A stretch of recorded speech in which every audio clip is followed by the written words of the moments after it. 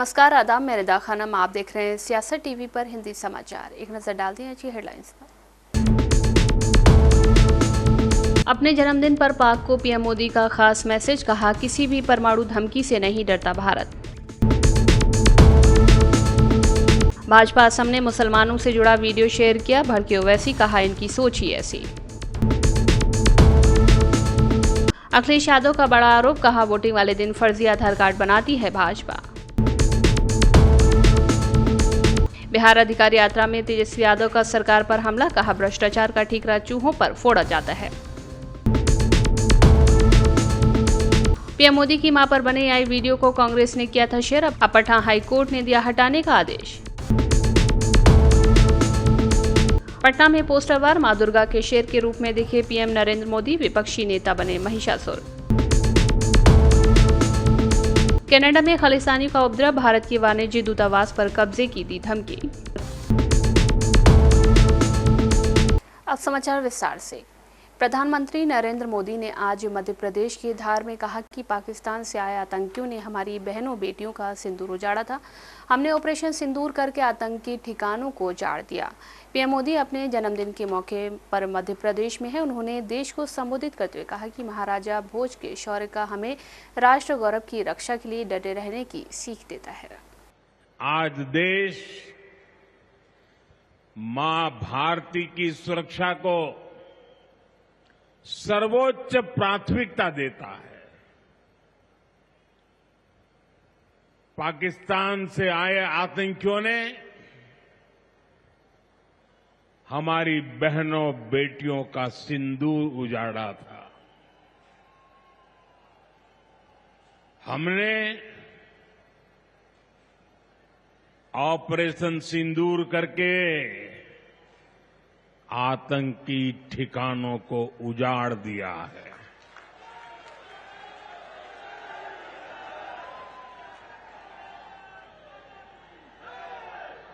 हमारे वीर जवानों ने पलक झपकते ही पाकिस्तान को घुटनों पर ला दिया। अभी कल ही देश और दुनिया ने देखा है, फिर एक पाकिस्तानी आतंकी ने रो रो कर अपना हाल बताया। भारतीय जनता पार्टी ने एक विवादित वीडियो शेयर करके राजनीतिक हलचल बढ़ा दी है। असम भाजपा ने आई से बना एक वीडियो शेयर किया है, जिसमें कांग्रेस नेता राहुल गांधी दिखाई दे रहे हैं। अहम बात यह है कि भाजपा ने इस वीडियो में एक खास समुदाय के लोगों को निशाना बनाया है।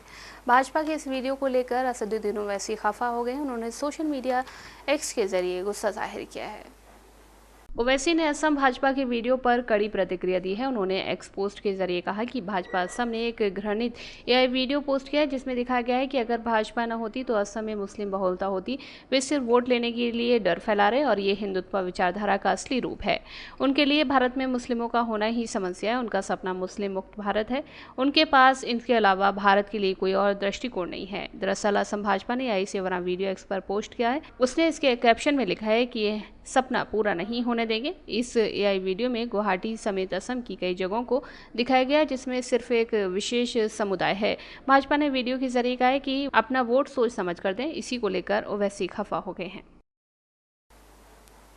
पूर्व पाकिस्तानी क्रिकेटर शाहिद आफरीदी के राहुल गांधी पर दिए गए बयान पर केंद्रीय मंत्री प्रहलाद जोशी ने कहा कि पीएम मोदी ने कहा है कि हमें ध्यान देना चाहिए कि भारत या दुनिया में होने वाली किसी भी घटना पर पाकिस्तान और कांग्रेस पार्टी हमेशा एक जैसे बयान कैसे देती है। जब मैं संसदीय कार्य मंत्रालय संभाला था, तब राज्यसभा में अनुच्छेद 370 हटाने का विधेयक पारित हुआ था। अगले दिन मुझे आईबी से जानकारी मिली कि पाकिस्तान ने इसे काला दिवस कहा है। इस पर पाकिस्तान और कांग्रेस दोनों के बयान एक जैसे थे। मोदी फॉर ओनली हिंदू, क्या इसमें बोलना है यार। चलो सर, पाकिस्तान का जो उनका रिलेशन के बारे में आप बात करते हैं ना, देखो मैंने इससे पहले भी कहा हूं, प्रधानमंत्री जी अपने भाषण में कहा है, आप पाकिस्तान का स्टेटमेंट एक बार देख लीजिए। जब भी जो प्रमुख इंसिडेंट होता है, दुनिया में होता है, देश में होता है, पाकिस्तान का स्टेटमेंट देखो और भारत कांग्रेस पार्टी में जो अपोजिशन पार्टी है, स्पेशली कांग्रेस पार्टी का स्टेटमेंट देखो। फुल स्टॉप कॉमा सहित सेम लैंग्वेज रहता है। ये कैसे होता है? ये कैसे सिंक होते हैं जी? Congress, I was handling parliamentary affairs minister. हमने राज्यसभा में पहले पारित किया आर्टिकल 370 अब्रोगेशन। मुझे आईबी से एक ये आया, मीन्स जो पब्लिक डोमेन में था, लेकिन आया तो मेरे पास आया, होम मिनिस्टर के साथ भी आया होगा। Pakistan has called it at A black day. तो मैंने सुबह सुबह आके मुझे बताया, क्योंकि रात देर तक हो गया था, मैं सुबह 7 बजे न्यूज़पेपर अभी पढ़ा नहीं था, तब तक एक मैसेज आया ये मोबाइल पे। तो तब मैंने अखबार उठा के देखे तो कांग्रेस पार्टी का स्टेटमेंट वही है। हरिद्वार में पहाड़ी से आए मलबे से रेलवे ट्रैक अवरुद्ध हो गया है। मरम्मत का काम जारी है। सीओ जीआरपी स्वप्निल मोयाल ने कहा कि भारी बारिश हो रही है, इसीलिए इस जगह पर लगातार मलबा गिर रहा है, लेकिन हमने सुरक्षा के इंतजाम किए हुए हैं। हमारे पास नेट की व्यवस्था है ताकि अगर मलबा गिर भी जाए तो उससे सड़क बाधित ना हो। कारण तो इसका देखिए स्पष्ट है, बहुत ज़्यादा बारिश हो रही है। पहाड़ ये जो है थोड़ा कमज़ोर है, रेतीला पहाड़ है, इसलिए लगातार ये जो एरिया है, ये जो वल्नरेबल पॉइंट है, यहाँ पे लगातार मलबा गिरता जा रहा है। लेकिन हम लोगों ने सुरक्षा के लिए इसमें इंतजाम कर रखे हैं। हमारा यहाँ पे एक जाले का सिस्टम लगा रखा है ताकि मलबा आए तो रोड की तरफ ना आए, जान माल को हानि ना हो। अगर ट्रैक बाधित होता भी है तो उसको जल्द से जल्द क्लियर कर दिया जाता है। सर लगभग 3-4 बार मलबा आ चुका है। इस बार ये इस साल में कुछ ज़रूरत से ज़्यादा ही बारिश हो रही है, ना कि सिर्फ हमारे प्रदेश में और प्रदेशों में बहुत ज़्यादा बारिश हो रही है। तो इस वजह से लगातार बारिश की वजह से ही ये मलबा आ रहा है और कोई इसका मेन रीज़न नहीं है। अच्छा सर, किस तरह के इंतजाम करते जा रहे हैं, किस तरह मलबा हटाया जा रहा है? मलबा हटाने के लिए लगातार देखिए आरपीएफ हो गई, जीआरपी हो गई और रेलवे विभाग हो गया, लगातार काम कर रहे हैं। जेसीबी मशीन लगी हुई है जो मलबा हटा रही है लगातार, जिससे कि मार्ग जल्द से जल्द क्लियर हो सके, ट्रैक जल्द से जल्द क्लियर हो सके और ट्रेनों का आवागमन शुरू हो सके।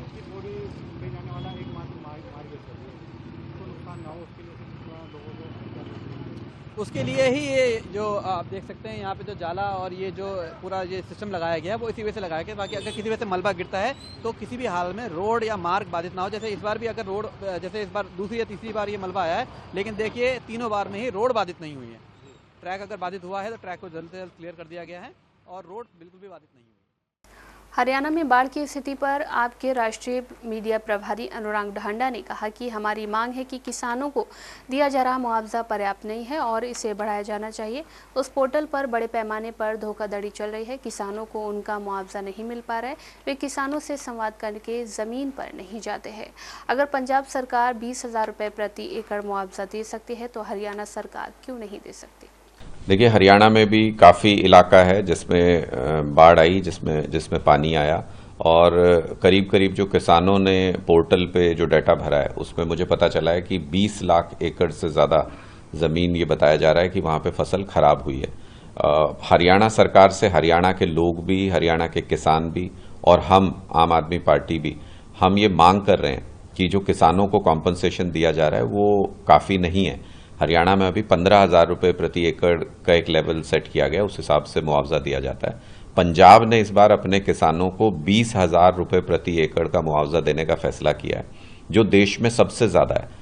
हरियाणा को भी कम से कम 20,000 रुपये प्रति एकड़ का मुआवजा अपने किसानों को देना चाहिए, जिससे कि उनके नुकसान की कुछ भरपाई हो सके। पूरी भरपाई तो नहीं हो सकती फिर भी, लेकिन कुछ भरपाई किसानों की हो सके और वो अपना जीवन यापन सही तरीके से कर सकें। ये मांग अब हरियाणा के अंदर भी उठने लगी है। पंजाब की देखा देखी कि भाई पंजाब सरकार अगर कर सकती है, आम आदमी पार्टी सरकार 20,000 रुपये प्रति एकड़, तो हरियाणा में क्यों नहीं किया जा सकता? तो ये मांग वहां की पॉलिटिकल पार्टी से भी उठ रही है, हरियाणा के अंदर हरियाणा के किसानों से भी ये मांग आ रही है और आम आदमी पार्टी भी ये हरियाणा सरकार से मांग करती है कि अगर पंजाब सरकार अपने किसानों को 20,000 रुपये प्रति एकड़ मुआवजा दे सकती है तो हरियाणा की सरकार को भी 20,000 रुपये प्रति एकड़ का मुआवजा किसानों का करना चाहिए। सर, हरियाणा सरकार क्षति। समाजवादी पार्टी के राष्ट्रीय अध्यक्ष अखिलेश यादव ने भारतीय जनता पार्टी पर गंभीर आरोप लगाए हैं। सपा चीफ ने दावा किया है कि चुनाव में मतदान वाले दिन भाजपा फर्जिया आधार कार्ड बनाती है और उसके बाद वोट डलवाती है। सपा चीफ ने कहा कि भाजपा ने प्रशासन का साथ लेकर चुनाव आयोग को जुगाड़ आयोग बना दिया है। उन्होंने कहा कि फर्जी आधार बना करके भाजपा ने फर्जी नामों के वोट अपने पक्ष में डलवा दिए हैं। भाजपा के पास कोई मशीन है जो चुनाव के दिन वो बूथ पर भेजते हैं। उनके लोगों को ट्रेनिंग दी जाती है कि कैसे नकली आधार बनाया जाता है, नकली आधार बनाकर वोट डाल देते हैं। कन्नौज सांसद ने कहा कि SIR होने जा रहा है, इस तरह से नई वोटर लिस्ट बन रही है। आज अगर हम सवाल उठा रहे हैं तो सरकार यही कहेगी SIR इसलिए कर रहे हैं। अपने कार्यकर्ताओं से सपा चीफ ने कहा कि मजबूत बूथ लेवल एजेंट बनाएं। आपको अपना वोट बनाना है, वोट बचाना है, उसके बाद घोटाले से बचना है। यूपी के वाराणसी पहुंचे यूपी सरकार में पूर्व मंत्री स्वामी प्रसाद मौर्य ने भारतीय जनता पार्टी पर जमकर हमला बोला। मीडिया से बातचीत के दौरान उन्होंने कहा कि देश चल रहा है, प्रदेश चल रहा है। आलम यह है कि बेरोजगारी, महंगाई चरम पर है, किसान परेशान है, युवा बेरोजगार है, किसानों को खाद के नाम पर लाठी मिल रही है, हर 400-500 मीटर पर शराब की दुकान खोल रही है, गुंडे माफिया बेखौफ कानून की धज्जियां उड़ा रहे हैं, जंगल राज हो गया, धार्मिक उन्माद फैला रहे हैं, कई मदरसे तोड़े जा रहे हैं। उन्होंने कहा कि सरकार का मुख्य उद्देश्य जनता का ध्यान बुनियादी मुद्दों से हटाकर भाईचारा खत्म करने पर है। ऐसा लगता है कि सरकार जनता के प्रति जवाबदेह न होकर अडानी अंबानी के प्रति अपनी जवाबदेही साबित कर रही है। इसका हम घोर विरोध करते हैं। स्वामी प्रसाद मौर्य अपने समर्थकों के साथ संविधान सम्मान और जनहित हुंकार यात्रा को लेकर वाराणसी पहुंचे थे। इसके बाद वो चंदौली के लिए निकल गए। रामभद्राचार्य द्वारा मुस्लिम महिलाओं को लेकर किए गए अभद्र टिप्पणी पर स्वामी प्रसाद मौर्य ने वाराणसी में कहा कि रामभद्राचार्य संत हैं, उनको मर्यादित भाषा बोलनी चाहिए। अगर मुस्लिम महिलाएं 25 बच्चे पैदा करती हैं तो अन्य धर्म की महिलाओं को बच्चा पैदा करने से किसने रोका? रामभद्राचार्य मुझे उदाहरण देकर बताएं, तभी मैं बात मानूंगा, नहीं तो वो दिवालिया मानसिकता के शिकार हो चुके हैं। बिहार में विधानसभा चुनाव नजदीक आते ही राजनीतिक बयानबाजी तेज होती जा रही है। नेता प्रतिपक्ष और आरजेडी के नेता तेजस्वी यादव ने अपनी बिहार अधिकार यात्रा के दौरान मुख्यमंत्री नीतीश कुमार और एनडीए सरकार पर बड़ा हमला बोला है। तेजस्वी यादव ने भ्रष्टाचार के मामलों को लेकर सरकार को घेरते हुए तंज कसा है कि 20 सालों की भ्रष्ट मोदी नीतीश सरकार ने अपने आधिकारिक बयानों से भ्रष्टाचार की असफलता का ठीकरा चूहों पर फोड़ा। आज यात्रा का जो है दूसरा दिन है और बख्तियारपुर होते हुए बार, मोकामा, तेगड़ा, बेगूसराय आज का कार्यक्रम है। और कहीं भी हम लोग जा रहे हैं, इस बारिश में, गर्मी में, धूप में, आंधी में हजार लोग जो है, रात हो या दिन हो या शाम हो, लोग इस यात्रा को समर्थन देने सड़क पर पहुंच रहे हैं। और सब लोग, पूरी जनता जो है बिहार की, आक्रोशित है इस मौजूदा सरकार से। भ्रष्टाचार इतना बढ़ गया है नीतीश जी और एनडीए के शासनकाल में, लोग जो है कह रहे हैं कि भ्रष्टाचार चरम सीमा पर है। ब्लॉक थाना में घूसखोरी बढ़ गया, अपराध इतना बढ़ गया है कि लोग जो है सुरक्षित महसूस नहीं कर रहे, अपने घरों में भी ये स्थिति बनी हुई है। और ये सरकार जो है केवल भ्रष्टाचार, केवल अपराधीकरण में ही सभी लोगों को संरक्षण दे रहे हैं। इसलिए मौजूदा जो बिहार की स्थिति है, लोग परिवर्तन चाहते हैं, बदलाव चाहते हैं। भाजपा की चुनावी तैयारियों को लेकर दिलीप जायसवाल ने बताया कि भारत सरकार के गृह मंत्री अमित शाह 18 सितंबर को बिहार के दौरे पर आ रहे हैं। इस दौरान शाह अपने सबसे पहले डेहरी में मगध और शाहबाद क्षेत्र के 10 जिलों के प्रमुख कार्यकर्ताओं के साथ बैठक करेंगे। इस बैठक में आगामी विधानसभा चुनाव को लेकर संगठन की रणनीति और मुद्दों पर विस्तार से चर्चा होगी।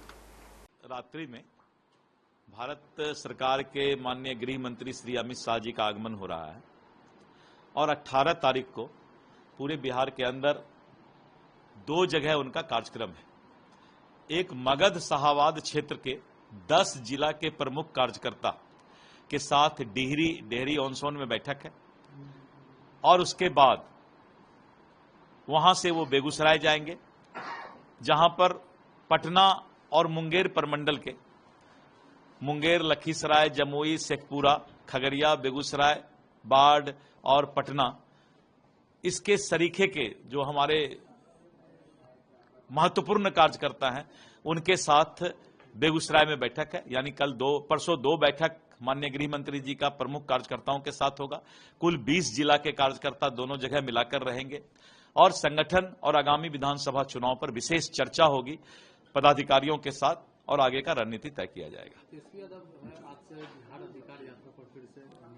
उनको तो बिहार अधिकार यात्रा नहीं, भ्रष्टाचार अधिकार यात्रा पर भी निकलना चाहिए, क्योंकि वो उनका अधिकार है, तो निश्चित रूप से निकलेंगे। कल प्रधानमंत्री आए हुए थे बिहार दौरे पर, तेजस्वी यादव ने कहा कि जुमलों की बारिश करने चिढ़ आया था। अब जिसको आंख में मोतियाबिंद हो या जिसको आंख से दिखाई नहीं पड़ता हो, अररिया, गलगलिया, फारबिसगंज रेलवे लाइन भी नहीं दिखाई पड़ता हो, जिसको अमृत भारत ट्रेन की सीटी नहीं सुनाई पड़ता हो, जिसको वंदे भारत ट्रेन का स्पीड नहीं दिखाई पड़ता हो, जिनको पिरपैती के पावर प्रोजेक्ट का रोशनी नहीं दिखाई पड़ता हो, तो वाजिब है कि जो लोग डिबरी और लालटेन में बिहार को चलाना चाहते थे, उनको एलईडी और बिजली का रोशनी कहां से दिखाई पड़ेगा।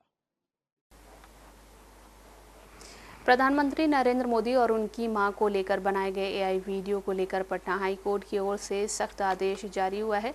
हाईकोर्ट ने सोशल मीडिया से इस वीडियो को हटाने के लिए कहा है। बिहार कांग्रेस ने कुछ दिनों पहले एक्स हैंडल से इस वीडियो को जारी किया था।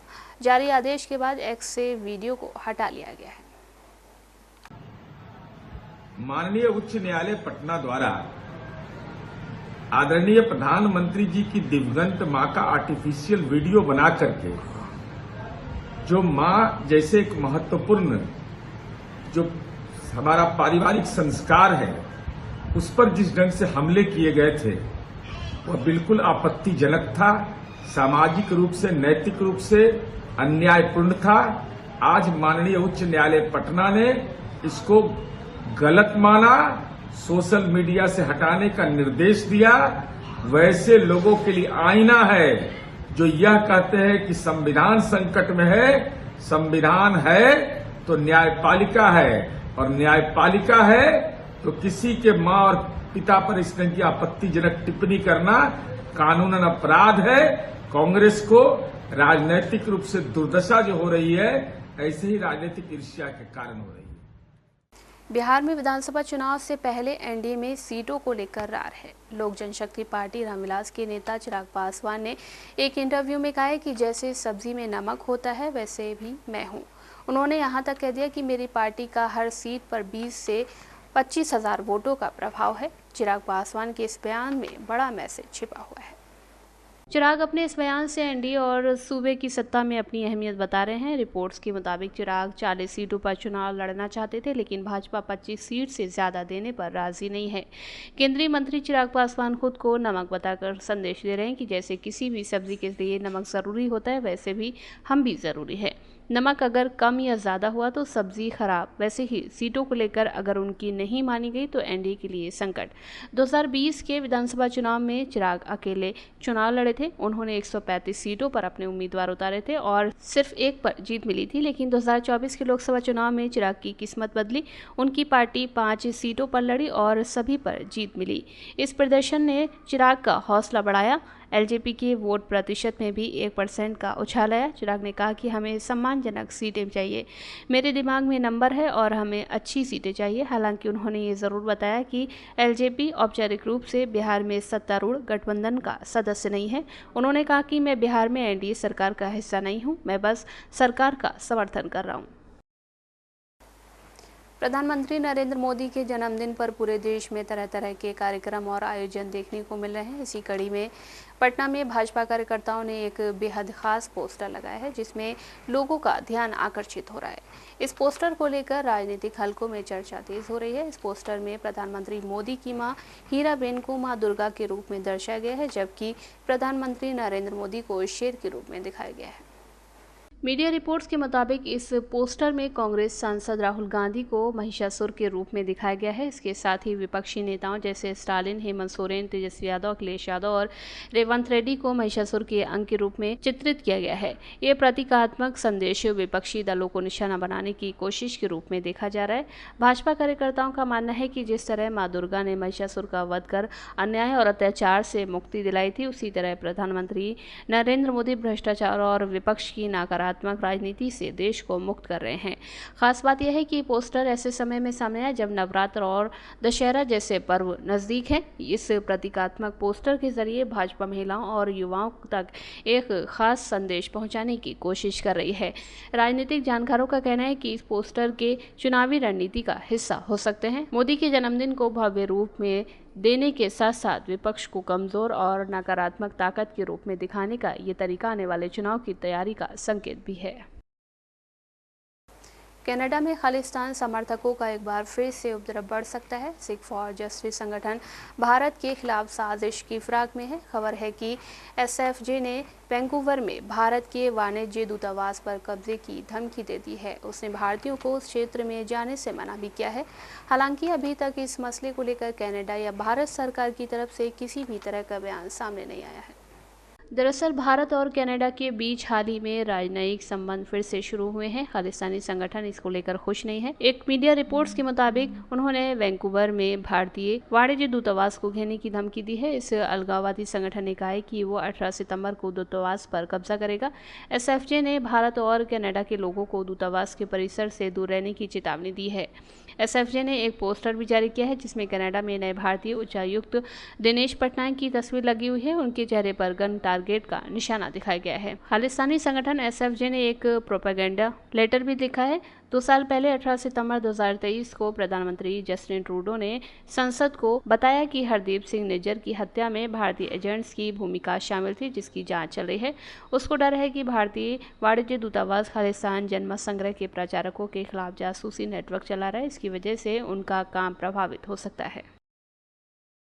हिंदी समाचार बस यहीं समाप्त होता है। मुझे दें इजाजत। आप बने रहें सियासत टीवी के साथ।